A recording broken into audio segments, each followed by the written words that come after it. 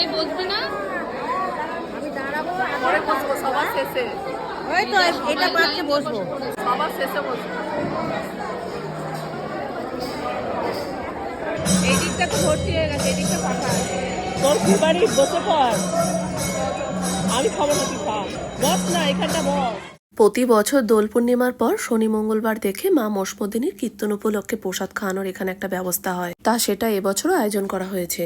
শনিবার দিন অনুষ্ঠানটা হওয়ার কথা ছিল, আগামী শনিবার দিন শীতলা পুজো, সেই কারণে আজ মঙ্গলবার আজকের দিনে আয়োজন করা হয়েছে। প্রতি বছরই নাকি কমিটি থেকে 2-3 হাজার লোকের অ্যারেঞ্জমেন্ট করে, তাই এবছর নাকি 3 হাজার লোকের প্রসাদ খাওয়ার অ্যারেঞ্জমেন্ট করেছে। শুনেছি মায়ের এই অনুষ্ঠানটির খরচ যারা বহন করে তাদের জন্য একটা মালসা ভোগের ব্যবস্থা থাকে। মালসা ভোগের মধ্যে থাকে খিচুড়ি, পোলাও, 2 রকমের সবজি, চাটনি, পায়েস, আরো অনেক কিছু। ওই পদগুলোই আবার এখানে বসে যারা খান তাদেরও দেয়া হয়। বুনু আবার বসে এখানে প্রসাদ খেতে একটু লজ্জায় পাচ্ছিল। আসল কথা, এখানে বসে প্রসাদ খাবো বলে ভেবে আসিনি, এসেছিলাম মায়ের অনুষ্ঠানটা কিভাবে অনুষ্ঠিত হয় সেটা দেখার জন্য। এত সুন্দর প্রসাদ দেখে আর নিজেকে আটকে রাখতে পারিনি। এই অনুষ্ঠানটা অনেক বছর ধরে হচ্ছে, আমি শুধু জানতাম না জানো, এটা হচ্ছে মায়ের দ্বিতীয় বড় অনুষ্ঠান। খিচুড়ি আমার ফেভারিট খিচুড়ি, দারুণ হয়েছে। তবে এই খিচুড়িটা রাইসটা কেমন করেছে, পোলাওটা?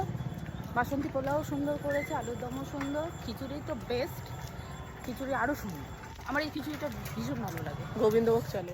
তাহলে চলো আজকে এই পর্যন্তই।